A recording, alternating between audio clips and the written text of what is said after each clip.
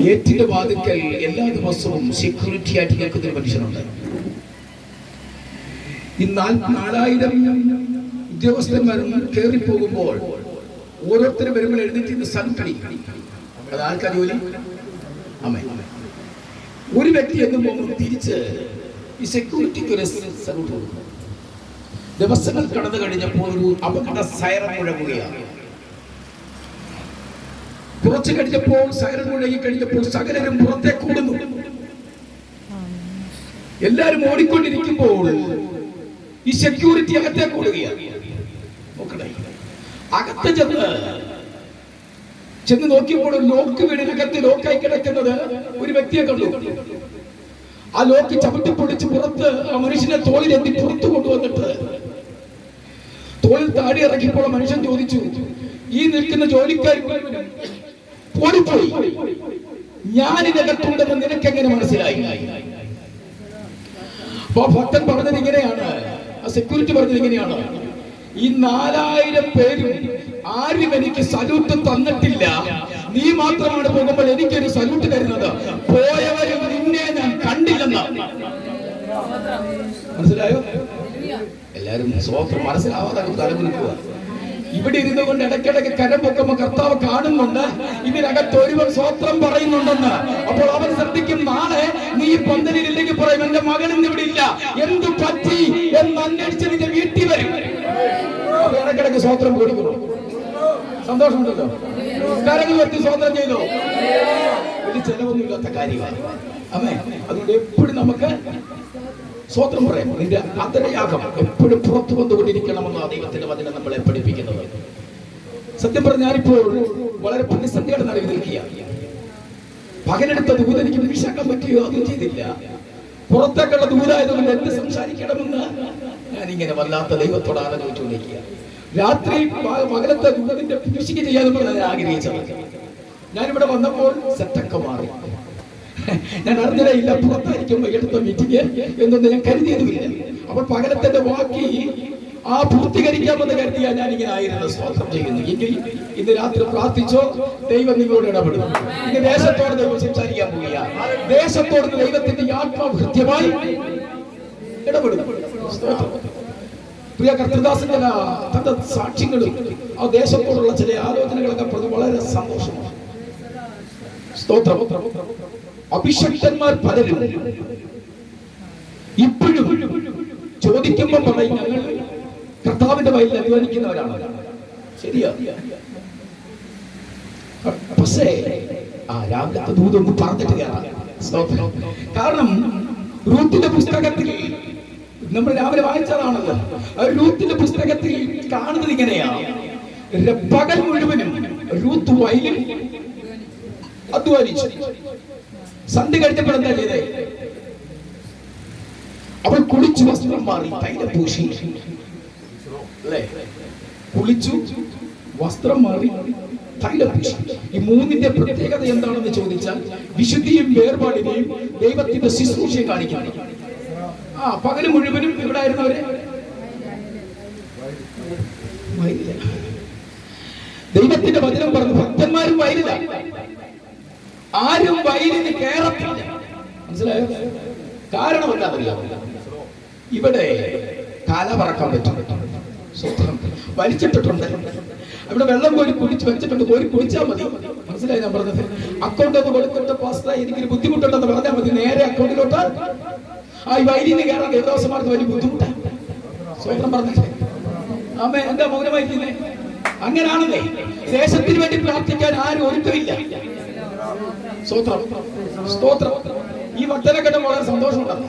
ഇതുവരെ ഞങ്ങൾക്ക് യാതൊരു പരിചയം എനിക്ക് വേണ്ടി ഒരുപാട് പ്രാർത്ഥിക്കുകയും ചെയ്തൊക്കെ ഭക്തനാണ്. പക്ഷേ തന്റെ തീരുമാനം ഭയങ്കരമായി, പറയാതിരിക്കാൻ വയ്യ. സ്തോത്രം ചെയ്യുന്നു. ദേശത്തിന് വേണ്ടി ഞാൻ യോസിക്കുകയാണ്. സ്തോത്രം ചെയ്താണ്. വെറുതെ ഇരിക്കുകയല്ല. പണ്ടത്തെ ഭക്തന്മാർക്ക് ചോദിക്കാൻ പറയുമ്പോൾ, പാസ്റ്ററെ ഞാൻ ഒന്നുമില്ലാതെ പട്ടിണിയോടെ, നിരാശയോടെ, വേദനയോടെ, ശൂന്യമായി വസ്ത്രം മാറാൻ പോലും ഇല്ലാതെ കാലിൽ കിടക്കുന്ന ചെരുപ്പ് തേഞ്ഞിട്ടും മറ്റൊരു ചെരുപ്പ് വാങ്ങാൻ കഴിയാതെ ഞാൻ ഇറങ്ങിയതാ, കർത്താവിനെ നോക്കി ഇറങ്ങിയതാ. ശരിയാ, ഇപ്പോൾ ദൈവം എന്നെ മാനിച്ചു. എങ്ങനെ മാനിച്ചത്? പാസ്റ്ററെ എനിക്കിപ്പോ ഒരു ടീമുണ്ട്, ഇപ്പൊ ഒരു വണ്ടിയുണ്ട്, എന്റെ മക്കൾ രണ്ടുപേരും ഇപ്പോൾ ലണ്ടനിലുണ്ട്, സ്തോത്രം ചെയ്യുന്നു. അപ്പോൾ അതുകൊണ്ട് ദൈവം എന്നെ കുഞ്ഞെ ഞാൻ ഇന്ന് രാത്രി പറയുക, തന്റെ ദാസൻ ചെയ്യുന്നതിൽ ആരെങ്കിലും തന്റെ ദേശത്തിന് വേണ്ടി പ്രാർത്ഥിക്കുന്നുണ്ടോ? അപ്പോസ്തലനായിരിക്കുന്ന പൗലോസിലേക്ക് പറയുന്ന ഒരു പദമുണ്ട്. എന്താണെന്ന് പൗലോസിനെ കുറിച്ച് പറയണമെങ്കിൽ വാദോര ദിവസം പറ്റും. പൗലോസ് പറഞ്ഞത് 32 കോടി പൗണ്ടിന്റെ ആസ്തികളോ പറയുന്നു. സകലത്തിന്റെ എന്റെ ദൈവത്തിന് വേണ്ടി ഇറങ്ങിയ ശ്രദ്ധിച്ചോ, 37 പൗണ്ടിൻ കോടിയുടെ ആസ്തികളവൻ, ഏകദേശം 365 കപ്പൽ സ്വന്തമായിട്ടുള്ളവൻ, സകലവും ചപ്പുചവറ തെണ്ടിയെന്ന്. ഇപ്പൊ ഭക്തൻ പറഞ്ഞെന്താ, ശൂന്യമായിട്ട് ഞാൻ ഇറങ്ങിയിട്ട് ഇപ്പൊ എനിക്ക് സകലതും. ഇപ്പൊ ദൈവസമാരില്ല, എടാ കുഞ്ഞ വയലിൽ നിന്ന് കേറാതെ നീ ഗുണം പിടിക്കത്തില്ലെന്നാ പറഞ്ഞത്.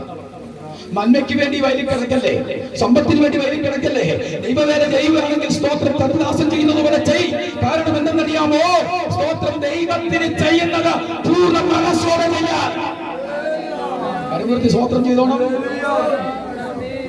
Hallelujah, hallelujah. അവൾ പറയുന്ന പദം ഇങ്ങനെ, അവിടുന്ന് അവൾ കുളിച്ച് വസ്ത്രം മാറി തൈലം പൂശി എവിടോട്ട് പോയി? വയലിൽ കേറണം. വയലിന് നിങ്ങളെല്ലാം വയലിന് കയറിയെങ്കിൽ മാത്രമേ നമ്മൾ എങ്ങോട്ട് കളത്തിൽ. കളത്തിൽ ആരാ ഉള്ളത്? സ്വന്തം പേരൊക്കെ പറയാ കളത്തിലാണെങ്കിയ വിചാരം.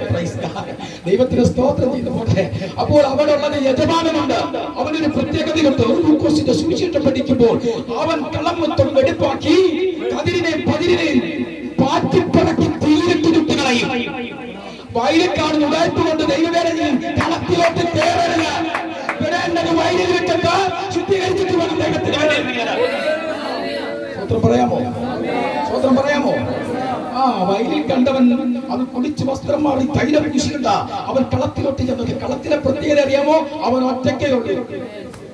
യജമാനൻ മാത്രം അവന്റെ അടുത്ത് ചെല്ലുമ്പോൾ അവൻ ശോധന ചെയ്യും. പകൽ നീ ചെയ്ത് അധ്വാനിച്ചതിന്റെ പ്രതിഫലം ചോദിക്കും, നീ ചെയ്തിന്റെ സാക്ഷ്യം ചോദിക്കും. അത് പറയാൻ നിനക്ക് ചിലതുണ്ടായിരിക്കണം. സ്തോത്രം ചെയ്യുന്നു. ഹല്ലേലൂയ. എങ്കിൽ ഇന്ന് രാത്രി സ്തോത്ര സമയത്തിന്റെ പരിമിതിക്കകത്ത് ദൈവാത്മാവിനെ ഏൽപ്പിച്ച ദൂത് പെട്ടെന്ന് കൈമാറി പ്രാർത്ഥിച്ച് അവസാനിപ്പിക്കുവാൻ ദൈവനാമത്തിൽ ശ്രദ്ധപ്പെടുകയാണ്. അപ്പോൾ കളത്തിൽ നിന്ന് മാത്രമല്ല, കളത്തിൽ കണ്ടവനെ പിന്നെ കണ്ടത് എവിടെ? മാസേ എവിടാ? ഭവനത്തിൽ. എവിടെയത്? ബോവസിന്റെ ഭവനത്തിൽ. ബോവസിന്റെ ഭവനം എന്ന് വെച്ചാൽ നിത്യത. അപ്പയുടെ അടുത്ത് നമ്മുടെ ദൈവത്തിന്റെ ഭവനത്തിലെ സ്തോത്രത്തിൽ. അപ്പോൾ നമ്മള് പടിയായിട്ട് നമ്മൾ കേൾച്ചാൽ മനസ്സിലാവുന്നുണ്ടോ?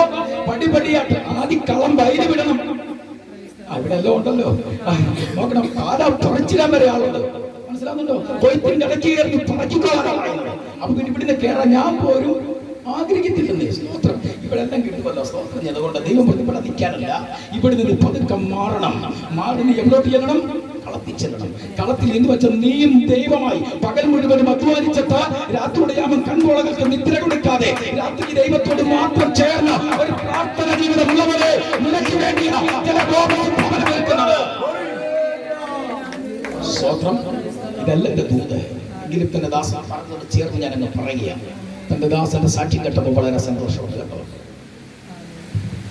ഞാൻ പറയാം, ഈ പുറലോകത്തോടായോട് തുറന്നു പറയുക. എന്റെ ദാസൻ പറഞ്ഞു, ഞങ്ങൾക്ക് ദേശത്തിന് വേണ്ടി പ്രാർത്ഥിക്കാൻ നിയോഗം തന്നതുകൊണ്ടാണ്. അല്ലേ?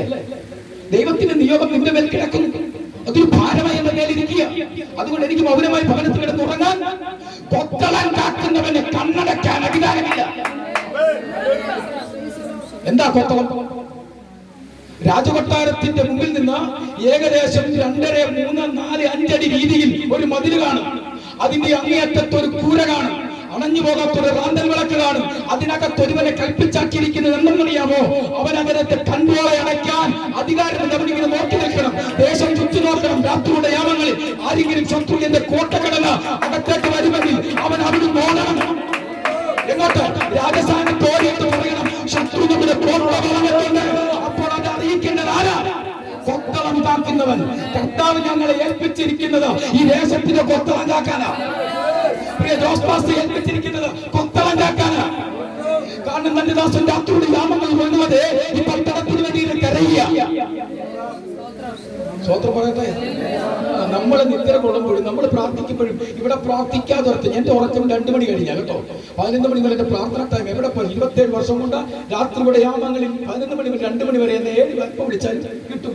അതുകൊണ്ട് കണ്ണൊക്കെ കുടിച്ചിരിക്കുന്നേ. സ്വോത്രം ചെയ്ത് സൗന്ദര്യമൊന്നും ഇല്ലെന്നേ, അത് നമുക്ക് ആവശ്യമില്ല. പക്ഷേ തമ്പുരാന്റെ കൃപ വിട്ടുമാറാവുന്ന സ്വോത്രം പറയുന്നില്ല. ദൈവത്തിന് സ്വന്തം 2 മണി വരെ പ്രാർത്ഥിച്ച ചില പ്രഭാത സന്ദേശങ്ങൾ നൽകിയിട്ടാണ് ഞാൻ ഇന്നും ഉറങ്ങുന്നത്. 27 വർഷം കൊണ്ട് ഞാൻ ഉറങ്ങുന്നത്. സ്വോത്രം. അപ്പൊ നമുക്ക് ഉറങ്ങാൻ സമയമില്ലാത്തത് കൊണ്ടല്ല, നമ്മുടെ ദൈവത്തെ തിരിക്കുന്ന നിയോഗം നീ കൊത്തളങ്ങാക്കാനാണ്. ഈ ദേശത്തിന്റെ കൊത്തളങ്ങാക്കുന്നത് ആരാ? ദേവദാസൻ മാത്രമല്ല, നമ്മളെല്ലാം കൊത്തളങ്ങാക്കുന്നവരാണ്. നീ ഒന്ന് മയങ്ങിപ്പോയാൽ നീ അറിയാതെ നിന്റെ കൊട്ടാരത്തിനകത്ത് കയറി വരും ചിലത്.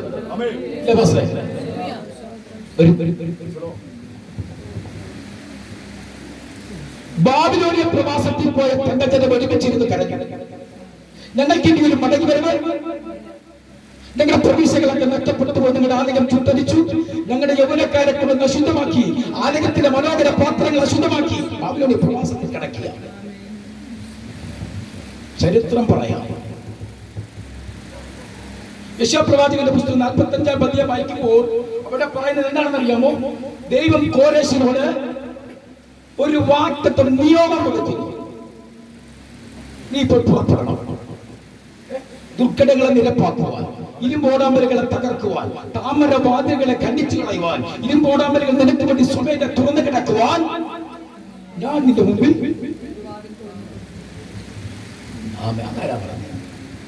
തുറക്കാത്ത വാതിലൊക്കെ ഇതിനകത്തിൽ നിൽക്കും.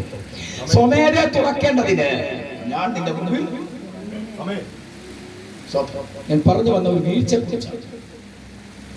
ഈ ബാബിലോണിയ പ്രവാസത്തിൽ പോയ ജനത്തിന് ആണ്ടിന്റെ 1 വർഷം ഒരു ദിവസം അടിമകളെ വരെ തുറന്നു കൊടുക്കും. അന്നവർക്ക് മദ്യപിക്കാം, അവർക്ക് ചെയ്യാൻ പറ്റാത്ത എല്ലാ കാര്യങ്ങളും നമ്മുടെ കോരേശ് പുറപ്പെടാൻ. കോരേശ് ദൈവത്തെ അറിയുന്നവനായിരുന്നു. കോരേശ് യഹൂദനായിരുന്നു. ഈ സൃഷ്ടാവായ ദൈവത്തെ കോരേശിന് അറിയാമായിരുന്നു? ഇല്ല. കാരണം എന്താണെന്ന് ചോദിച്ചാൽ മറഞ്ഞും വിരുന്നും എന്നിട്ട് 3 ഘട്ടങ്ങളായിട്ടാണ് ബാബിലോണിയ പ്രവാസനത്തിലേക്ക് തന്റെ ജനത്തെ പിടിച്ചുകൊണ്ടുപോയത്. 3 കാലഘട്ടങ്ങളായിട്ട് ദാനിയേലിനെ ഇങ്ങനെ ഓരോ ഘട്ടമായി പിടിച്ചുകൊണ്ടുപോയി. യെഹെസ്കേലിനെ പിടിച്ചുകൊണ്ടുപോയി. ഇവരെല്ലാം പ്രവാസത്തിൽ കിടന്ന് കരയുക. ഞങ്ങൾക്കൊരു മടങ്ങി വരവ് വേണോപ്പാ? ദൈവത്തോട് ചോദിക്കുക, ആര് ഞങ്ങളെ മടക്കി കൊണ്ടുവരും? സമയം ഇവർക്ക് പിടികൊടുക്കാത്തൊരു പ്രവാചകനുണ്ട്. ആരാന്നറിയാമോ? അവന്റെ പേരാണ് കണ്ണുനീരിന്റെ പ്രവാചകനായിരിക്കുന്ന യിരെമ്യാവ്. ഇവർക്കാർക്കും പിടികൊടുക്കാതെ ദൈവത്തോട് പ്രാർത്ഥിച്ചുകൊണ്ട് മാറിയും മറഞ്ഞും അവൻ ആലയത്തെ നോക്കി സ്തോത്രം പ്രാർത്ഥിച്ചുകൊണ്ടിരിക്കുന്ന ഒരു കാലഘട്ടം. എന്നാൽ അവൻ സമയമായപ്പോൾ അവൻ എഴുന്നേറ്റൊരു പ്രവചനം പറഞ്ഞു. സ്തോത്രം. ദൈവം ഇന്ന് പകലാറുടെ ദൈവാലോചന വന്ന സിയോനോട് കരുണ കാണിക്കാൻ കൂടിയാണ്. സ്തോത്രം പറയാം. ദൈവത്തിന്റെ വാഗ്ദത്തത്തിന്റെ സമയമാകുമ്പോൾ കോരേശിനെ ദൈവം എഴുന്നേൽപ്പിച്ചു. കോരേശിന് അത് എത്ര വയസ്സുണ്ടായി? 23 വർഷം കോരേശിന്റെ ഭരണം ആരംഭിച്ചപ്പോൾ രാജകൊട്ടാരത്തിൽ യിരെമ്യാവ് ഒരു ചുരുൾ കൊടുത്തു വിട്ടു. ആരെഴുതി വെച്ചെന്നറിയാമോ? ആണ്ടുകൾക്ക് മുമ്പ്, ആ വർഷങ്ങൾക്ക് മുമ്പ് ദാനിയേൽ കുറിച്ചു വെച്ചൊരു ചുരുൾ. അന്നൊക്കെ ഇപ്പോഴല്ലേ ഫോണുകൾ വിളിച്ച് മെസ്സേജ് അയച്ച് പാസ്റ്റർ ഏതാണ്ട് ഇങ്ങനെയാണെന്ന് വിടുന്നത്. അങ്ങനൊന്നും അല്ല. ഒരു ചുരുൾ കൊടുത്തു. 20 കിലോ മേളിൽ വേണം ഒരു ചുരുൾ. മനസ്സിലായോ? കർത്താവായിരിക്കുന്ന യേശുക്രിസ്തു യെരൂശലേം ദേവാലയത്തിൽ യെശയ്യാപ്രവാചകന്റെ പുസ്തകം വായിച്ചപ്പോൾ 20 കിലോ വെയിറ്റ് ഉണ്ടായിരുന്നു പറഞ്ഞത്. അപ്പോൾ ശ്രദ്ധിക്കണം, ആ ചുരുളെടുത്ത് വായിച്ചപ്പോൾ അതിനകത്ത് ഒരു പദങ്ങൾ ഏകദേശം 40 വർഷത്തിന് മുൻപ് എഴുതി വെച്ചൊരു പേര്. 40 വർഷത്തിന് അതിനെ തെളിഞ്ഞിരിക്കുന്ന കോരേശ് എന്ന് പറയുന്നവൻ ഭരണം ആരംഭിക്കും. അവന്റെ അപ്പനും വിവാഹം കഴിച്ചിട്ടില്ല. അതിനു മുമ്പേ ദൈവം പറഞ്ഞിരിക്കുകയാണ്, ഒരുവനെ എന്റെ ജനത്തെ വിളിക്കുവാൻ ഞാൻ നിയോഗം വെച്ചിരിക്കുന്നു. ചുരുള് വായിച്ചപ്പോൾ ദൈവത്തെ അറിയാത്ത കോരേശിനെ വേറെയും വിളിച്ചെന്ന് പറയുന്നത്. ഞാൻ ജനിക്കുന്ന ആണ്ടുകൾക്ക് മുമ്പ് ഞാൻ രാജാവാകുമെന്നും എന്റെ പേര് കോരേശാണെന്നും എഴുതി വെച്ചൊരു ചുരുൾ ആലയത്തിനകത്ത് വായിച്ചപ്പോൾ അവൻ എഴുന്നേറ്റ നോക്കണം, കുതിരയ്ക്ക് കോപ്പിട്ട് പുറപ്പെടാൻ തയ്യാറായി. സ്വത്രം പറഞ്ഞോട്ടെ, സ്വത്രം പറഞ്ഞോട്ടെ, ദൈവത്തിന് നിവർത്തിയ യശയ്യാപ്രവാചകൻ അവിടെ എഴുതി വെച്ചിരിക്കുന്നത് ഇങ്ങനെയാ: തന്റെ ജനത്തെ പിടിപ്പിക്കുവാൻ കോരേശ് പുറപ്പെടുക. ദൈവമാരാ, ജനമാരാ, ദേശമാരാന്നറിയാതെ ഒരു പൊട്ടനെ പോലെ പുറപ്പെട്ടു തുടങ്ങി. സ്തോത്രം. ഇത് പിടിപ്പിക്കാൻ നിങ്ങൾക്ക് വേണ്ടി ചിലർ പുറപ്പെട്ടു വരാൻ പോവുകയാണേ. യേശുവിന്റെ നാമം ജയമെടുക്കട്ടെ. അവൻ അവിടെ ചെന്നപ്പോ കണ്ട കാഴ്ച പാസ്റ്ററേ, ഉത്സവ ദിവസം ബാബിലോണിലെ എത്തുവച്ച സകല ജനത്തിനെയും ലോക്ക് തുറന്നു വിട്ട് മദ്യം ലയിച്ച് ഒരുമിച്ച് അവർ കൂത്താടിക്കൊണ്ടിരിക്കുന്ന സമയത്ത് ഒന്നാമത്തെ പുറം ബാബിലോണിയ രാജകൊട്ടാരത്തിന്റെ രാജ്യത്തിന്റെ സ്തോത്രം മെയിൻ ഗേറ്റ് വചനം ചരിത്രം പറഞ്ഞ് 24 കുതിരകൾ 24 ആനകളെ കൊണ്ടു ഒരു ഗേറ്റ്, അങ്ങനെ 2 ഗേറ്റ് 48 ആനകളെ കൊണ്ട് അങ്ങോട്ട് പിടിച്ചെങ്കിൽ മാത്രമേ തുറക്കാൻ പറ്റൂ. മദ്യലഹരിയിലായിരുന്നപ്പോൾ ഒറ്റ രാത്രി അവർ ഗേറ്റ് അടയ്ക്കാൻ മറന്നുപോയി. ദൈവത്തിന്റെ വാഗ്ദത്തം ശ്രദ്ധിച്ചോ: താമരവാദി നിനക്ക് സ്വമേധേ തുറന്നിരിക്കേണ്ടതിന്. ദൈവത്തിന്റെ വാഗ്ദത്തം കുഞ്ഞെ നിന്നോട് ഒരു ദൂത് പറഞ്ഞിട്ടുണ്ടെങ്കിൽ ഇന്നല്ലെങ്കിൽ നാളെ അത് സംഭവിച്ചിരിക്കും.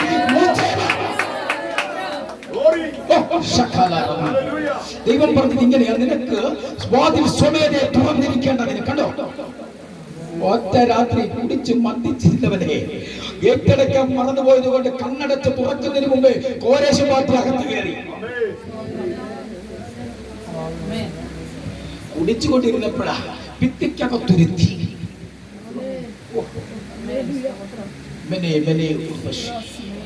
നോക്കി ശ്രദ്ധിച്ചേ: ഞാൻ നിന്നെ തുലാസിൽ തൂക്കി.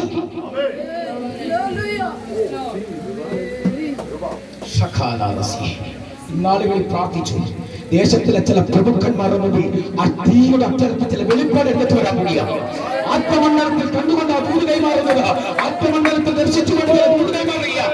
നിന്റെ മേലെ നിൽക്കുന്ന, നിന്റെ തടസ്സത്തിൽ നിൽക്കുന്ന ചിലരെ രാത്രി ഉറക്കം കൊടുക്കാതെ ചില അഗ്നിയുടെ അക്ഷരം ഈ ദേശത്തിലെ പ്രഭുക്കന്മാർ സംഭവിക്കുമ്പോൾ ഞാൻ നിന്നെ തുലാസിൽ തൂക്കി. കുറവുള്ളവനെന്ന് കണ്ടു. വായിച്ച് തീർത്തക്ഷരം തീർക്കുന്നതിന് മുമ്പേ ശത്രുവിന്റെ വാളിന്റെ ശിരസിനെ വീഴും. ഒന്നും കൂടെ പറഞ്ഞാൽ തമ്പുരാൻ ചിലതിനെ വെട്ടിമാറ്റാൻ സമയമായാണ്. ചില ന്യായവഴി ദേശത്തിൽ ഞാൻ സംഭവിക്കാൻ പോയി. തന്റെ ദാസനിങ്ങനെ പറഞ്ഞു: ഞങ്ങൾ ഇതൊരു കാര്യം മനസ്സിലായിട്ടുള്ളൂ, നമ്മൾ പ്രാർത്ഥിക്കുന്നവർ നമ്മൾ പൊട്ടന്മാരെന്നായിട്ടല്ലേ. രാമനെ തെരുവിൽ കിടന്ന് പ്രസംഗിക്കാൻ നിങ്ങൾ പൊട്ടന്മാരാണോ? വിദ്യാഭ്യാസമില്ലാത്തവരുണ്ടാണോ? അറിവില്ലാത്തവരുണ്ടാണോ? കഴിവില്ലാത്തവരുണ്ടാണോ? അല്ലെന്നേ, ദൈവവചനം ഞങ്ങളെ പഠിപ്പിക്കുന്നതാ. സ്വത്രം. പിന്നെ നീ പോയി ലോകത്തിന്റെ അറ്റത്തോളം സുവിശേഷം അറിയിക്കണം. അതുകൊണ്ടാണ് ഞങ്ങൾ ഇങ്ങനെ പറയുന്നത്. ദൈവത്തിന് ഇത് കാര്യം ശ്രദ്ധിച്ചിട്ടുണ്ടോ? നമ്മൾ അവരോട് ചോദിക്കും, ഞങ്ങൾ പറഞ്ഞ് തെറ്റാണോ? ഒരു പറയുന്നത് ഇയാൾ പറഞ്ഞത് ശരിയാ. മദ്യപിക്കരുന്ന് പറഞ്ഞത് തെറ്റാണോ? കഞ്ചാവ് വലിക്കരുന്ന് പറഞ്ഞത് തെറ്റാണോ? കുഞ്ഞെ നീ വഴിതെറ്റി പോകരുന്ന് പറഞ്ഞത് തെറ്റാണോ? നേരെ ചുവ നടക്കണമെന്ന് പറഞ്ഞത് തെറ്റാണോ? പറയുന്നത് തെറ്റല്ല, അത് ശരിയാ. നീ പറയേ, മനസ്സിലായോ? പറയുന്നതിനകത്തൊന്നും തെറ്റുണ്ട്. ശരിയാ, മക്കളൊക്കെ ശരിയാവണം. നീ ഇതൊന്നും പറയണ്ട. ഞങ്ങൾ പറയും, ഞങ്ങൾ ധൈര്യപൂർവ്വം പറയുന്നേ. സ്വന്തം കാരണം കഴിഞ്ഞ നാളുകളിൽ ആ ചേറ്റിൽ നിന്ന് ഞങ്ങളെ പുറത്തു കൊണ്ടുവന്ന ദൈവത്തെ ഇതാണ് വഴിയെന്ന് ഞങ്ങൾ തുറന്നു പറയും. മനസ്സിലായോ? പറയാൻ കണ്ടേടമുണ്ട്. ആമേൻ. ഭീരുക്കളല്ല ഞങ്ങൾ ഭീരുവായ ഒരു ദൈവത്തിന്റെ മക്കളല്ല. കാരണം എന്തെന്ന് ചോദിച്ചാൽ കാൽവരിയുടെ മരണത്തെ സന്തോഷകരമാക്കി ജയോവാചമാക്കി തീർത്ത ദൈവത്തിന്റെ മക്കളാ ഞങ്ങൾ. അതുകൊണ്ട് ഞങ്ങൾ തീർച്ചയായിട്ടും പറയും. പിന്നെ ഞങ്ങള് അല്ലെങ്കിൽ അടിക്കാൻ കയറി വരുമ്പോൾ ഞങ്ങൾ ഇതിനകത്തൊന്നും ഇരിക്കും. ഞങ്ങൾ ഇവിടെ നിന്ന് കൊടുക്കും. പിന്നെ ഞങ്ങൾക്ക് ഒരു നാണമില്ല. ഞങ്ങൾ ശരിക്കും കൊടുക്കും. പണ്ടേ സ്വതന്ത്രം ഞങ്ങളുടെ അടുത്തൊരു മുറിപ്പാസം ഓസ്ട്രേലിയ താമസിക്കുന്നത് 30 വർഷമായി.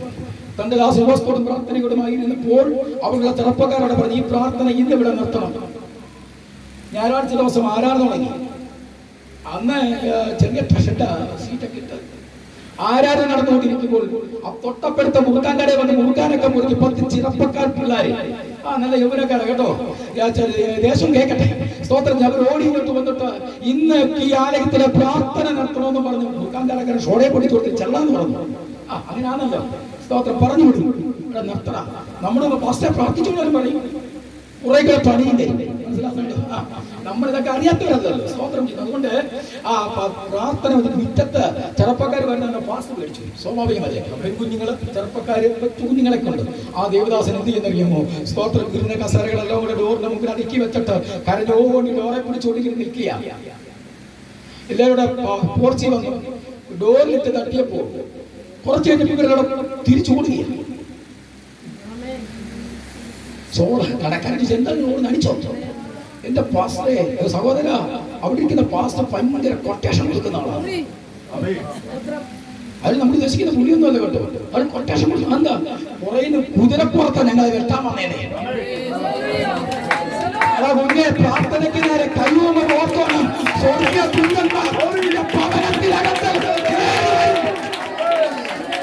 അനുഭവസ്ഥര വെറുതെ പറയല്ല, മനസ്സിലാകുന്നുണ്ടോ? 36 ക്രിമിനൽ കേസുള്ളവനാണ് ഞാൻ. മാവേലിക്കര മണ്ഡലത്തിന്റെ RSSന്റെ കാര്യവാഹകനായി 6 വർഷം സേവനം അനുഷ്ഠിച്ചവനാണ് ഞാൻ. 18 ദിവസം തിരുവനന്തപുരം സെൻട്രൽ ജയിലിൽ ജാമ്യമില്ലാതെ കിടന്നവനാണ്. മനസ്സിലായോ? ഒരു കാര്യം തുറന്നു പറയാം, ഞാൻ വെട്ടിക്കുത്തിയവൻ എന്റെ മുമ്പിൽ 3 കിലോ പോയപ്പോൾ കാലങ്ങൾ കഴിഞ്ഞപ്പോൾ ദൈവം എന്ത് ചെയ്തെന്നറിയാമോ, അവന്റെ മുമ്പിൽ എന്നെ കൊണ്ടുപോയി 3 കിലോ. പാസ്റ്റായെന്ന് പറഞ്ഞ് ശിക്ഷയ്ക്കൊന്നും കുറവില്ല കേട്ടോ. അങ്ങനെകളുണ്ട്. അവൻ ശിക്ഷിക്കും, ദീർഘക്ഷമ കാണിക്കുന്നവരെ ഇന്നല്ലെങ്കിൽ നാളെ ഊർജ്ജശാസം വലിക്കുന്നവരാലും ശിക്ഷിക്കും. മറന്നു പോകുന്നത് ഇങ്ങനെ പറഞ്ഞ സമയം. അതുകൊണ്ട് ഇന്ന് ദേശം കേൾക്കണം കുഞ്ഞെ, ഇതിൽ നിന്ന് ഞങ്ങളെ വിടുവിച്ചൊരു ദൈവമുണ്ടെന്നേ. രാത്രിയുടെ യാമങ്ങളിൽ ആ ഉറങ്ങാതെ കാത്തിരുന്ന ഒരു അമ്മ ഉണ്ടായിരുന്നേ. സ്തോത്രം. എപ്പോഴും കയറി വരും. സ്തോത്രം. അങ്ങനെ ഒരു മാതാവുണ്ടായിരുന്ന ജനത്തിനും ദേശത്തിനും ശല്യമായി കഴിഞ്ഞപ്പോൾ കർത്താവിനെ പിടിക്കാനിടയായി. ആ ദൈവത്തെ തന്നെ ഇടത്തോടെ പറയുന്നേ. സ്തോത്രം ചെയ്യുന്നു. 30 പേരടങ്ങുന്നവരെന്നെ റോഡിലിട്ട് വെട്ടിമുറിച്ച് കളഞ്ഞപ്പോഴും, സ്തോത്രം, മരണം ഉറപ്പിച്ചപ്പോൾ 3.5 മണിക്കൂർ ഐസിക്കകത്ത്, സ്തോത്രം, മോർച്ചറിക്കകത്ത് പിറ്റേ ദിവസം ആ പോസ്റ്റ്മോർട്ടത്തിന് വേണ്ടി വെച്ചൊരു വ്യക്തിയ ഇന്ന് വരെ കർത്താവിനെ സേവിക്കുന്നത്. എന്റെ ദൈവത്തിന് അതിൽ നിന്ന് പുറത്തു കൊണ്ടുവരുവാൻ കഴിവുള്ളവനെയാണ്. ആ ദൈവത്തെ ഇന്ന് ഞങ്ങൾ സേവിക്കുന്നത്. സ്തോത്രം. അതുകൊണ്ട് ചുറ്റുപാടെ ഞാനൊരു കാര്യം പറയാം, ദൈവത്തിൽ വിശ്വസിക്കും. അതുകൊണ്ട് കർത്താവ് ക്രൂശിക്കട്ടെ പറയുമ്പോൾ, അമ്മേ മാതാവേ, നീ എന്നെ ചൊല്ലി കരയരുത്. നിങ്ങൾ കരകൊണ്ടുപോയ ഒരു കാലം വരും, അന്ന് നീ നിന്റെ തലമുറയോട്ട് കരയും. ഇപ്പൊ കാലം വന്നിരിക്കുക. ഞാൻ രാവിലെ പറഞ്ഞ് നിർത്തിയതേയുള്ളൂ. 18 വയസ്സ് പ്രായമുള്ള സ്വന്തം മകൻ ഭവനത്തിരിക്കുമ്പോൾ സ്വന്തം സഹോദരി അവനെ നിർത്തിക്കെട്ട് പോകാൻ അപ്പന് പേടി. രാത്രിയുടെ യാമം അമ്മയ്ക്ക് തന്റെ മകന്റെ മുഖത്തേക്ക് നോക്കാൻ ഭയം. താടിയും വളർത്തി മറ്റൊരു മുഖക്ഷേത്രത്തോടെ മകൻ അമ്മയെ നോക്കുമ്പോൾ ഇന്നലെ വരെ അമ്മയെന്ന് വിളിക്കാൻ അവര് പേടി, അമ്മയ്ക്ക് പേടി. കാലം പോയതുകൊണ്ടോ പാസ്റ്ററേ? നശിച്ചു പോകുന്ന ഒരു തലമുറ വിടുവിക്കണമെങ്കിൽ ഞങ്ങളെ വിടുവിച്ചൊരു കർത്താവിനെ ഇന്ന് രാത്രി ഞങ്ങൾ യോജിക്കുന്നത്. അതിൽ നിന്ന് ഞങ്ങളെ കൊണ്ടുവന്നൊരു ദൈവത്തെയാണ് ഞങ്ങൾ പരസ്യ പ്രഖ്യാപനം ചെയ്യുന്നത്. അതിൽ നിന്ന് ഞങ്ങളെ വിടുവിച്ചൊരു ദൈവത്തെ കണ്ടോ. പണ്ടൊക്കെ എന്റെ കൊച്ചിലെ പ്രായത്തില് ഒരു ചായക്കടയിൽ ചായ കുടിച്ചാൽ അവിടെ ഇരിക്കുമ്പോൾ ഒരു അപ്പച്ചൻ അവിടുന്ന് ഒരു പത്രം വായിക്കും. ഒരു 50 പേര് കാണും കേൾക്കാൻ. പണ്ടത്തെ നമ്മുടെ വീട് ജംഗ്ഷൻ, റേഡിയോ ജംഗ്ഷൻ എന്ന് പറഞ്ഞിട്ടുണ്ടല്ലേ, എല്ലാവർക്കും കൂടെ ഒരുമിച്ച് വന്നിരുന്ന് വാർത്ത കേൾക്കാൻ. ഒരുമിച്ചിരുന്നായിരുന്നു വാർത്ത കേൾക്കുന്നത്. ഇപ്പൊ പത്രവാർത്ത പരസ്യമായി വായിക്കാൻ പറ്റാത്ത കാലമാണ്.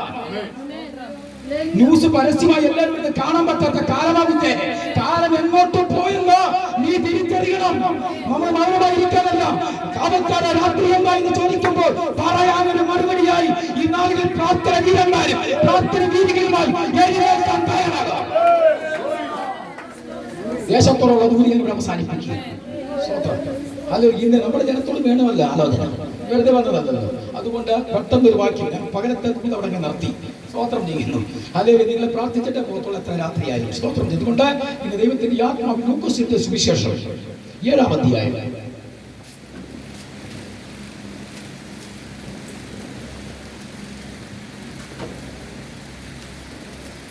അതിന്റെ 16-ാം വാക്യം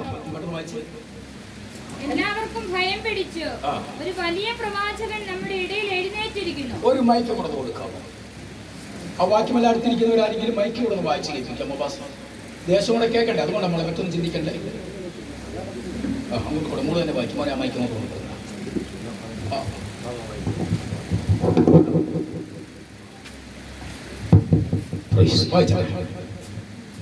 എല്ലാവർക്കും ഭയം പിടിച്ചു. എല്ലാവർക്കും ഭയം പിടിച്ചു. ഒരു വലിയ പ്രവാചകൻ നമ്മുടെ ഇടയിൽ എഴുന്നേറ്റിരിക്കുന്നു. ദൈവം തന്റെ ജനത്തെ സന്ദർശിച്ചിരിക്കുന്നു എന്ന് പറഞ്ഞു.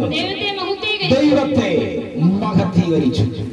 നമുക്കറിയാം, കർത്താവിന്റെ ശിഷ്യന്മാർ 4 പേരിൽ അപ്പുറമായി പലരും കണ്ടും കേട്ടും മത്തായി, മർക്കോസ് ഒക്കെ എഴുതിയപ്പോൾ ലൂക്കോസിന്റെ സുവിശേഷം വൈദികനായിരിക്കുന്ന ലൂക്കോസിന്റെ സുവിശേഷമാണ്. അവൻ കർത്താവിന്റെ ശിഷ്യനല്ല. മനസ്സിലായോ? ദൈവത്തിന്റെ നിയോഗത്താൽ ദൈവം അവന് വെളിപ്പെടുത്തി കൊടുത്തതും എന്ന് വെച്ച മറ്റുള്ളവരിൽ കേട്ടതും മറ്റുള്ളവർ അറിഞ്ഞതും ആരാധന പഠിച്ചതും മനസ്സിലാവുന്നുണ്ടോ? അങ്ങനെ ഗ്രഹിച്ചു എഴുതിയ പുസ്തകമാണ് ലൂക്കോസിന്റെ പുസ്തകം. പക്ഷേ മറ്റുള്ള സുവിശേഷങ്ങളെക്കാൾ ഒരുപാട് പ്രത്യേകതകളും അത്ഭുതങ്ങളും ഈ പുസ്തകത്തിനകത്തുള്ളതാണ് വാസ്തവം. മറ്റൊരു കൂടെ നടന്നവൻ അല്ലേലും അങ്ങനെയാണ്. യേശുവിന്റെ കൂടെ നടക്കുന്നവർക്ക് വലിയ അതുകൊണ്ടാണ് നമ്മള് ഞങ്ങൾ ജനിച്ച് ബന്ധക്കോസിലാണ് അവർക്ക് ഭയം. ലൂക്കോസിന് അങ്ങനെ അല്ലായിരുന്നു. അവൻ അറിഞ്ഞാത്തത് ആരാന്നറിഞ്ഞപ്പോൾ അവൻ ദൈവത്തെ ഭയപ്പെട്ട് ദൈവം കൊടുത്ത ദൂതുകൾ ഇങ്ങനെ എഴുതിക്കൊണ്ടിരിക്കുമ്പോൾ 7-ാം അധ്യായത്തിൽ വായിച്ചപ്പോൾ വലിയൊരു ദൈവിക പദ്ധതി അവൻ അവിടെ കാണുകയാണ്. അത് തന്റെ ജനത്തിന് വേണ്ടി അവൻ അതിനെ രചിച്ചു വെച്ചു. ആ വാക്യമാണ് നമ്മൾ വായിച്ചത്. എല്ലാവർക്കും പിടിച്ചു.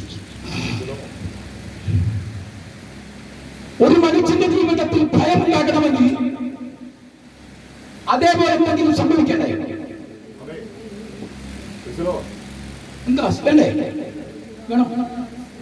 വെറുതെ ഒരു മനുഷ്യൻ ഭയം വരുമോ? ഒരു മനുഷ്യനും വെറുതെ ഭയം വരികയല്ല. ഒരു മനുഷ്യന് ഭയം വരണമെങ്കിൽ ഭയപ്പെടുന്ന നിലയിൽ ചിലത് സംഭവിച്ചിരിക്കുന്നു. സകലതിനും നമ്മുടെ നടുവിൽ വലിയൊരു പ്രവാചകൻ ഇന്ന് വെച്ചാൽ ഇന്നലെ വരെ അവർ കാണാത്തതും കേൾക്കാത്തതുമായ എന്തോ അവരുടെ നടുവിൽ സംഭവിച്ചിട്ടുണ്ട്. അവൻ ഇന്ന് അതെന്താണെന്ന് നമ്മളോട് അറിയാൻ പോവുകയാണ്. വളരെ പ്രാർത്ഥനയോടെ എല്ലാ ദൈവജനമായിരിക്കണം. സ്തോത്രം. അതിന്റെ 11-ാം വാക്യം കൊണ്ട് വായിച്ചെന്നെ സഹായിക്കണേ. പിറ്റേന്നാൾ അവൻ നയീൻ എന്ന പട്ടണത്തിലേക്ക് പോകുമ്പോൾ അവന്റെ ശിഷ്യന്മാരും വളരെ പുരുഷാരവും കൂടെ പോയി. അവൻ പട്ടണത്തിന്റെ വാതിലോടടുത്തപ്പോൾ മരിച്ചുപോയ ഒരുത്തനെ പുറത്തു കൊണ്ടുവരുന്നു. അവൻ അമ്മയ്ക്ക് ഏകജാതനായ മകൻ. അവളോ വിധവയായിരുന്നു. മതി. ദൈവത്തെ അനുഗ്രഹിക്കട്ടെ. ദൈവത്തിന് സ്തോത്രം ചെയ്യുക. നമ്മൾ വായിച്ച വാക്യം ശ്രദ്ധിച്ചിട്ടുണ്ടോ? പിറ്റേന്നാൾ അപ്പോൾ കർത്താവ് ആ പരിസരത്തൊക്കെ ഉണ്ട്. സ്തോത്രം ചെയ്യുക. അവന്റെ പരസ്യ ശുശ്രൂഷയുടെ സമയത്ത് അവൻ ഗദരദേശം വിട്ട് അവൻ മടങ്ങി വരുന്ന കാലഘട്ടങ്ങളിൽ തൊട്ടടുത്ത പട്ടണത്തിലുണ്ട്. അവൻ ഗലീല പട്ടണത്തിലുണ്ട്. അവിടുത്തെ ശുശ്രൂഷയും കഴിഞ്ഞ് അവൻ ഇങ്ങോട്ട് വരികയാണ്. അവൻ കണ്ട ഒരു കാഴ്ചയാണ് ഇന്നത്തെ നമ്മുടെ ദൈവിക ആലോചനയ്ക്ക് വേണ്ടി നമ്മൾ തിരഞ്ഞെടുത്തിരിക്കുന്നത്. അവൻ പട്ടണത്തോടടുത്തപ്പോൾ മരിച്ചുപോയ ഒരുവനെ പുറത്തു കൊണ്ടുവരുന്നത്. അവനോ അമ്മയ്ക്ക് ഏകജാതനായ മകൻ, അവളോ മതി. ഇനി അല്പസമയം നിങ്ങളുടെ ബൈബിളൊക്കെ അടച്ചു വെക്കുക. എല്ലാവരും വളരെ പ്രാർത്ഥനയോടെ വായിക്കണ്ട. പ്രാർത്ഥനയോടെ അല്പസമയം എന്റെ കൂടെ സ്തോത്രം പറഞ്ഞങ്ങ് വന്നാൽ മതി. ദൈവത്തിന് സ്തോത്രം ചെയ്യും. വളരെ പ്രാർത്ഥനയോടായിരിക്കും. കേൾക്കുന്ന ദൂതിനകത്ത് നിന്റെ കുടുംബത്തോടുള്ള വിടുതൽ കാണും. ആരുടെ തലയിൽ പ്രത്യേകം വെക്കാൻ വരുന്നില്ല. കാരണം അതിന്റെ ആവശ്യമില്ലെന്നേ. സ്തോത്രം ചെയ്യുന്നു. കേൾക്കുന്ന വചനം രാവിലെ പറഞ്ഞതുപോലെ ഇവിടെ ഞാൻ എല്ലാം തയ്യാറാക്കി വെച്ചിരിക്കുക. ഞാൻ എല്ലാം വിളമ്പും. ആവശ്യമുള്ളവര് എടുത്തോണം. സ്തോത്രം വന്ന് തലയെ കൈവച്ചുള്ള തരവൊക്കെ നിർത്തി. എന്തിനാവശ്യമില്ല. വൃത്തികരമായി കർത്താവിന്റെ തലയെ കൈ വെച്ച് പ്രാർത്ഥിക്കുന്നു. എന്തിന് എനിക്ക് കേട്ടില്ല, അങ്ങോട്ട് മറക്കാനില്ല. കടികിട്ട പ്രവാചകൻ വന്നിന്റെ തലയെ പിടിച്ചിട്ട് തിരിച്ച് പറഞ്ഞ ആലോചന കേട്ടിട്ട് ഇവിടുന്ന് അവിടെ ചെല്ലാം സോമമാണ്. ഒരുമിച്ച് നിങ്ങൾ പ്രാർത്ഥിക്കുന്നു. ദേവദാസൻ കാത്തിരിക്കുന്നത് പോലെ ഈ ദേശത്തെ വ്യാപരിക്കുന്ന ചില പ്രതിസന്ധികളെ ഇത് പിടിച്ചു കെട്ടാൻ പോവുകയാണ്. പ്രവാസത്തിന്റെ രണ്ടാമത്തെ രാത്രി ചിലതിനെ അടിയടി വെക്കാൻ പോവുകയാണ്. ഒരുമിച്ച് പ്രാർത്ഥിച്ച് കരഞ്ഞെത്തി ദൈവത്തിന് സ്തോത്രം ചെയ്യും. തെളിവ് തരാം. പ്രാർത്ഥിച്ച വാസം നമുക്കറിയാം. ദാവീദ് ദൈവത്തിന്റെ ആത്മാവ് അവൻ നിഴലിട്ടപ്പോൾ അവന്റെ വാഗ്ദത്തം നിറവേറാൻ സമയമായപ്പോൾ ആ ദൂത് വേറെയാ എങ്കിലും അതിനെ കുറിച്ചുകൊണ്ട് കേരള സമയം സ്വന്തം ചെയ്ത് അവൻ യുദ്ധക്കളത്തിൽ ചെന്നാണ് പറയുന്നത്. മനസ്സിലായോ? അപ്പം പറഞ്ഞിട്ട് നിനക്ക് സ്ഥിരം ജോലി എന്തുവാ? നിനക്ക് ആടിനെ മേൽപ്പ് നീ രാവിലെ ദൈവം കൊടുത്തിരിക്കുന്ന അപ്പം കൊടുത്തിരിക്കുന്ന ജോലിയാ. ബാക്കി മക്കളൊക്കെ യുദ്ധക്കളത്തിൽ പോർക്കളത്തിൽ അവർ അനാടിക്കൊണ്ടിരിക്കുമ്പോൾ ഒരു ദിവസം റൂട്ടൊന്ന് മാറ്റി പിടിച്ചിട്ട് സ്വന്തം ദാവീദിനോട് പറഞ്ഞു, ദാവീദേ ഇന്ന് നീ അങ്ങോട്ട് പോകണ്ട, കാരണം നിനക്ക് വേറൊരു ജോലി ഞാൻ ഏൽപ്പിക്കുക. എന്താ? നീ രാവിലെ ഒരുങ്ങ. അവൻ ബാക്കിയുള്ള ബാല്യക്കാരോട് പറഞ്ഞു, നിങ്ങൾ നിന്റെ ആടുകളെ കൊണ്ട് പൊക്കോ, ഞാൻ ഇതാ പുറകാരെ എന്ന് വരാം, സമയമുണ്ടെങ്കിൽ പെട്ടെന്ന് ഞാൻ ഓടിയെന്ന് വരാമെന്ന് പറഞ്ഞു. എനിക്ക് ഒരു ജോലിയെ തപ്പം തന്നിട്ടുണ്ട്. എന്താണെന്ന് ചോദിച്ചാൽ എനിക്ക് ഒരു കാര്യം വരെ ഒരു സ്ഥലത്ത് വരെ പോകണം. പത്തടങ്ങടി സ്തോത്രം ഇടങ്ങഴി അവര് നനച്ച് കക്ഷത്തിൽ വെച്ചുകൊണ്ട് ആ ചേട്ടന്മാരെ കാണാൻ പോയി. ചേട്ടന്മാരെവിടാ? യുദ്ധബന്ധം കാണാത്തവനൊരു കൊതി ഓടിച്ചെന്ന് യുദ്ധക്കളത്തിൽ ചെന്നിട്ട് ഇങ്ങനെ നോക്കിയപ്പോ അപ്പം പറഞ്ഞതൊക്കെ തെറ്റാ. എന്താ ഇവിടെ യുദ്ധം നടക്കെന്ന് പറഞ്ഞിട്ട് അവിടെ യുദ്ധമൊന്നുമില്ല. ഞങ്ങളിവിടെ വെട്ടുമെന്നാ പറയുന്നത്. യുദ്ധം കേൾക്കുമ്പോഴേ ഇവിടെ വാളിന് മൂർച്ച കൂട്ടുന്നത്. സ്വന്തം പറഞ്ഞാട്ടെ അല്ലേ? വചനം പറഞ്ഞ് ഇരു വായ്ത്തലയോടെ വാളാ അല്ലേ? വാളിനും ചില പ്രത്യേകത. ഒരുപാട് വാളുകൾ എടുത്ത് ഉപയോഗിച്ചിട്ടുണ്ട്, ഒരുപാട് വാളുകൾ. സ്വന്തം അതിനുവേണ്ടി ഏറ്റവും കൂടുതൽ യൂസ് ചെയ്തിട്ടുള്ളത് ഷേവിന കത്തിയില്ലേ വാസന?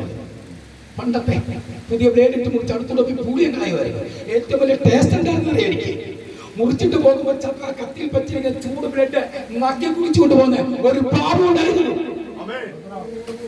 മാർക്കറ്റ് എന്ന പേര് ചന്തവാവ് എന്നറിയപ്പെടും. മനസ്സിലായോ? 35 വർഷങ്ങൾക്ക് മുമ്പ് നടന്ന കാര്യമാണ് എനിക്ക് പറയുന്നത്. അതിൽ നിന്ന് ആ ദൈവം എന്നെ ഇങ്ങോട്ട് കൊണ്ടുവന്നേ. ആ കുടിച്ച രക്തമല്ല, ഇപ്പൊ കർത്താവ് നമുക്ക് രക്തം തന്ന് നിർത്തിയിരിക്കുക. ഇത് വന്നില്ലായിരുന്നെങ്കിൽ അതും കൂടെ പറഞ്ഞിട്ട് പെട്ടെന്ന് ദൂരേക്ക് കിടക്കാം. പണ്ട് ഒരുവൻ ഏതൊക്കെ വീട്ടിൽ ബൈബിൾ ഉണ്ടെന്ന് കരുതി എവിടെയൊക്കെ ബൈബിളിൽ ചേഞ്ച് വരുത്തി നിറഞ്ഞ് അന്വേഷിക്കാറില്ല. കാട്ടുജാതികളുടെ നടുവിൽ ചെന്നപ്പോൾ അവിടെ ചെന്നപ്പോൾ അവൻ ചോദിച്ചപ്പോൾ ഒരു വീട്ടിൽ ചെന്നപ്പോൾ ഒരു മനുഷ്യൻ അവിടെ നിന്റെ വീട്ടിൽ ബൈബിൾ ഉണ്ടോ? ഉണ്ടോ? അമൃതമുണ്ട്. ഇതുകൊണ്ട് നിനക്കെന്തോ പ്രയോജനം? ആ സഹോദരൻ ഇങ്ങോട്ട് കൈക്ക് പിടിച്ചുകൊണ്ട് ഇങ്ങോട്ട് നടന്നു വന്നിട്ടെ അവിടെ ഇങ്ങനെ മോൻ അവിടെ നിന്നോണേ, നീ അങ്ങോട്ട് നോക്കാൻ പറഞ്ഞു. അവിടെ ആ കാണുന്നത് ഒരു വലിയ 3 കല്ലും ഒരു വലിയ അണ്ടാവോടിക്കുന്നു. മനസ്സിലായി? അവൻ കണ്ടിച്ചില്ല. അവൻ പറഞ്ഞത് ഈ പുസ്തകം എന്റെ വീട്ടിൽ വന്നില്ലായിരുന്നെങ്കിൽ ഇപ്പോൾ ആ പുഴുക്കക്കളത്തിൽ നീ കിടന്ന് തിളച്ചേരി വന്നു. നരഭോജിയെ നരസ്നേഹിയാക്കിയ ദൈവമാണോ ഇന്നത്തെ ദൈവം? ആമേൻ. ഈ പുസ്തകത്തിന് ഒരുപാട് പ്രത്യേകതയുണ്ട്.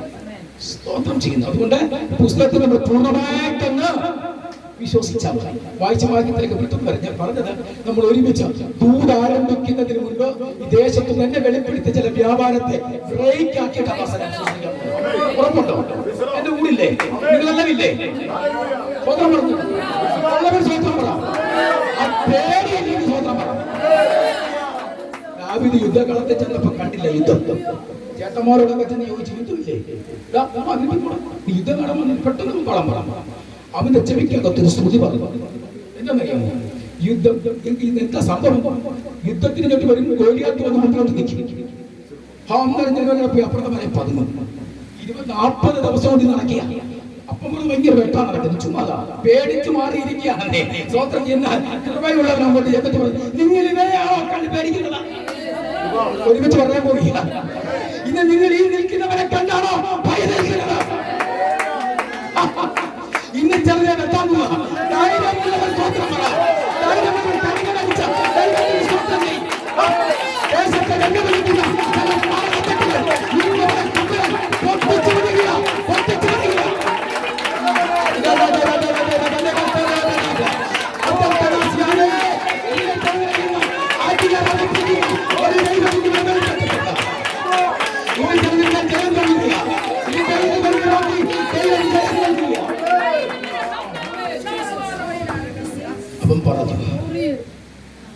യുദ്ധം ചെയ്തത് എനിക്ക് ശീലമില്ല. സ്തോത്രം. യുദ്ധം ചെയ്യാൻ ഇറങ്ങാൻ ഒരു കാരണമുണ്ട്, അതുകൂടെ പറയണം. സ്തോത്രം ചെയ്യുന്നു. യുദ്ധം ചെയ്യാൻ കാരണം എന്താണെന്ന് ചോദിച്ചാൽ ഒരു സ്തുതി അവന്റെ ചെവിക്കകത്ത് കേട്ടു. എന്താ അവൻ കേട്ട സ്തുതി? ഗോലിയത്തിനെ താഴ്ത്തത് കൊല്ലുന്നവന് രാജ്യത്തിന്റെ പകുതിയും രാജകുമാരിയും. എല്ലാവരും ചോദിച്ചു രാജകുമാരി സുന്ദരിയാണ്, ഇവിടെ സുന്ദരിയാ. ചേട്ടന്മാട് ചോദിച്ചാൽ ഈ പറഞ്ഞതൊക്കെ ഉള്ള സത്യമാണോ, ഞാൻ യുദ്ധം കഴിയുമ്പോൾ എന്നെ പറ്റിക്കൂ, ഒരു നീ വീട്ടിപ്പോക്കോളം പറയാൻ പറ്റും, നീ ഇതിനകത്ത് നിൽക്കണം. പക്ഷേ രാജകുമാരി മനസ്സിനെ കൊണ്ട് കയറി വന്നപ്പോൾ രാവിലെ നിൽപ്പില്ലെന്നേ സ്തോത്രം ചെയ്താൽ രാജ്യം പകുതി രാജകൊട്ടാരവും, അത് മാത്രമല്ല രാജകുമാരി എനിക്ക് കിട്ടും. ഇവരെന്താ പേടിക്കുന്നത്? നമ്മൾ പേടിക്കാനുള്ളവരല്ല. സ്തോത്രം പറഞ്ഞു. നിന്റെ ദേശത്ത് എഴുന്നേറ്റ് നിൽക്കുന്ന അന്ധകാരമണ്ഡലങ്ങളെ നീ പേടിക്കാനുള്ളവരല്ല. നിന്റെ മുമ്പിൽ രാത്രി വെല്ലുവിളിച്ച് നിൽക്കുക. അവർ ചോദിച്ചു ഇവരെ കണ്ടോ നീ ഈ വെല്ലുവിളി കണ്ടോ നിങ്ങൾ ഉപവാസം നടത്തുന്നത്? ഇതൊക്കെ വരുമെന്നേ ഈ വെല്ലുവിളികളും നിന്നെ വെട്ടുമെന്നും ചുമ്മാ തൊടാൻ പറ്റത്തില്ല. നീ അവിടെ കിടന്ന് കർത്താവ് ആടിനെ എടുത്ത് സ്തോത്രം തോളിൽ എത്തിക്കൊണ്ട് വരികയാണ്. കാണാതെ പോയനെ കൊണ്ടിങ്ങോട്ട് വന്ന വഴിക്ക് നടന്നു വരുമ്പോൾ താഴെ നിന്നുകൊണ്ട് ചില പട്ടികൾ കുറുക്കന്മാര് കാലി രണ്ടും പുറമോട്ട് സ്തോത്രം മരത്തട്ട് ചാടിപ്പിടിക്കാൻ എത്തുക. ആടി തോളി ഇങ്ങനെ കിടക്കുക. ആടിനൊന്ന് പറയാനുണ്ടോ കുഞ്ഞെ, നിന്നെക്കാൾ വലിയ സിംഹത്തിന്റെ കത്തുക ഇവൻ എന്നെ പൊക്കിയെടുക്കുക. പിന്നെ നീ എന്നെ കാണിക്കാനാ? അമേ അമേ പറഞ്ഞത് നിങ്ങൾക്കാർക്ക് സന്തോഷമില്ലേ? താരങ്ങളുയർത്തി സ്തോത്രം ചെയ്യും. നിന്റെ ദൈവം ആരാ? എന്റെ ദൈവം ആരാണെന്ന് ഇനി ദേശം അറിയാൻ പോവുക. ദാവീദ് പെട്ടെന്ന് ചടപട എഴുന്നേറ്റ് അവൻ പറഞ്ഞു സ്തോത്രം, അല്ലെങ്കിൽ ഞാൻ യുദ്ധം ചെയ്തൊന്നും ശീലമില്ല, ഒരു തൊഴില നീ അങ്ങനെ പിടിക്കുന്നത് കുഞ്ഞെ, ഈ ആകാശത്തിലെ പക്ഷികൾക്ക് ഞാൻ നിന്നെ ഭക്ഷണമാക്കി കൊടുക്കാൻ പോവുകയാണ്. എന്ന് വെച്ചാൽ നീ ഇങ്ങോട്ട് വരുത്തില്ലെന്ന് നിന്റെ എല്ല് പോലും താവട്ടെ, കാരണം അവിടെ വെച്ച കണികന്മാർ കുത്തിപ്പറിച്ച് നിന്നെ കൊന്നുകളയും. അതുകൊണ്ട് നീ എന്തെങ്കിലും യുദ്ധത്തിന് വരുന്നേ. ശൗലും ചോദിച്ചു കാര്യം യുദ്ധം ചെയ്ത് നിനക്ക് എന്നാ ചെയ്ത് ശീലമുണ്ട്? യുദ്ധത്തിന് ഇറങ്ങുന്നവരോട് ദൈവം ചോദിക്കുന്നു, നീ എന്ത് കണ്ടിട്ട് ഇറങ്ങാൻ പോകുന്നത്? യുദ്ധം എന്ന് പറയുന്നത് നിസ്സാര കാര്യമല്ല. പോർക്കളത്തിൽ അരാടുക എന്ന് പറയുന്നത് നിസ്സാര കാര്യമല്ല. പക്ഷെ എങ്ങനെയാണ് നീ ഇറങ്ങാൻ പോകുന്നത്?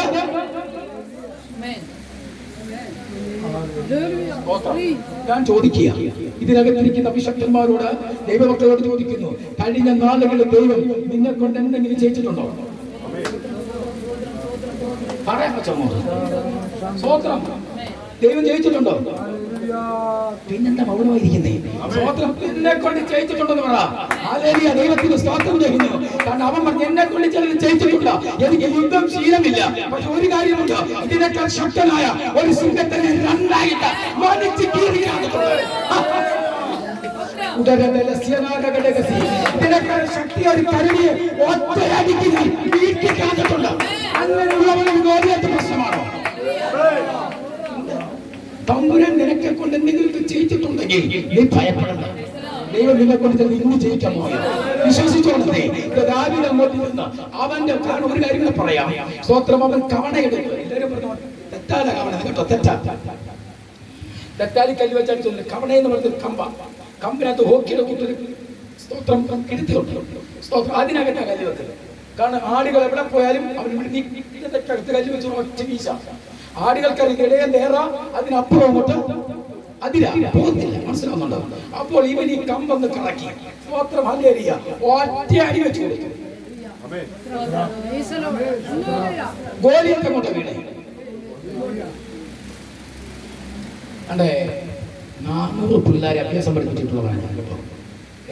മനുഷ്യന്റെ ശരീരത്തിന്റെ മർമ്മങ്ങൾ എവിടൊക്കെ പൊട്ടാൽ എന്ന് സംഭവിക്കുന്നു എനിക്ക് 400 പിള്ളേരെ ശാഖ പഠിപ്പിച്ചുകൊണ്ടിരുന്നതാണ് ഞാൻ. മനസ്സിലാവുന്നുണ്ടോ? പിറകിൽ നിന്ന് അടി കിട്ടാതെ മുന്നോട്ട് ഒരു മനുഷ്യൻ അവിടെ പിന്നെ കമന്ന് വേണം. എങ്ങനെ എവിടെ നിന്നാലും ഫ്രണ്ടിൽ നിന്ന് തള്ളിയാൽ പുറമോട്ടെ കാല് പറഞ്ഞു വീഴത്തുള്ളൂ. ദാവീദ് ഇവിടെ എറിഞ്ഞപ്പോ പുറകിൽ ഒരുവനുണ്ട്. കുഞ്ഞൻ നീ ഒന്ന് വീശിയാ മതി, പെടലിക്കത്തിനെ അടിച്ച് പുറത്തിടുന്ന ദൈവത്തിന്റെ സാന്നിധ്യം ഇവിടെ. നീ തയ്യാറാണോ? ദൈവമുണ്ടോ? നീ തയ്യാറാണോ?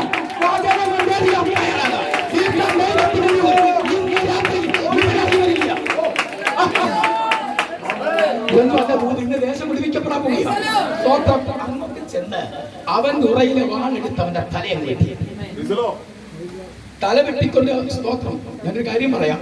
ഒരു കാര്യം, നമ്മൾ ഈ നമ്മുടെ വാക്യത്തെ എവിടെ ഇരിക്കാൻ നമ്മൾ ഡയറക്റ്റ് നേരിടുന്ന വിജയത്തിനകത്തിരിക്കുക. നമ്മളത് മാറിപ്പോയി വെളിപ്പെട്ട് വരുത്തില്ല. ഈ വിജയത്തിനകത്ത് ദാവീദ് വെളിപ്പെട്ടപ്പോൾ ദൈവത്തിന്റെ വാക്യത്വം വെളിപ്പെട്ടു. അവനെ രാജസ്ഥാനത്ത് കൊണ്ടുവരും. ഇതിന് മാറിപ്പോയാൽ ലഭിക്കുമോ? അപ്പൊ നമുക്ക് വരുന്ന പ്രതിസന്ധിയൊക്കെ നമ്മൾ നേരിട്ടങ്ങ കർത്താവിനോട് പറഞ്ഞു, കർത്താവേ, ഞാൻ അനുഭവിക്കേണ്ട പ്രതിസന്ധി, ഞാൻ ഡയറക്റ്റ് നേരിടുന്ന പ്രതികൂലം ഒരു ദിവസത്തിന് മുൻപേ എനിക്ക് വെളിപ്പെടുത്തി. കാരണം എന്താ? അതിനകത്തും മറഞ്ഞു കിടക്കുക എന്റെ വിടുതൽ. അതിനകത്ത് എനിക്ക് എന്റെ വിടുതൽ. സ്വത്രം. ഞാൻ അതിൽ ഒഴിഞ്ഞു പോയാൽ 40 ദിവസം കൊണ്ട് വാർത്തക ദേശത്തെത്താൻ പോകുന്നതാണ്. ഒത്തിരി ഇവിടെ മല്ലന്മാരുണ്ട്, പേടിച്ചു നടന്നു പോണ്ട. 40 വർഷം ഇത്രയും പേരോട് അവിടെ നടന്നു കയറിയ മല്ലന്മാരൊക്കെ എപ്പോ ഭൂമിക്കടിയായി പോയി പേടി എങ്കിലും ഇന്ന് മാറ്റി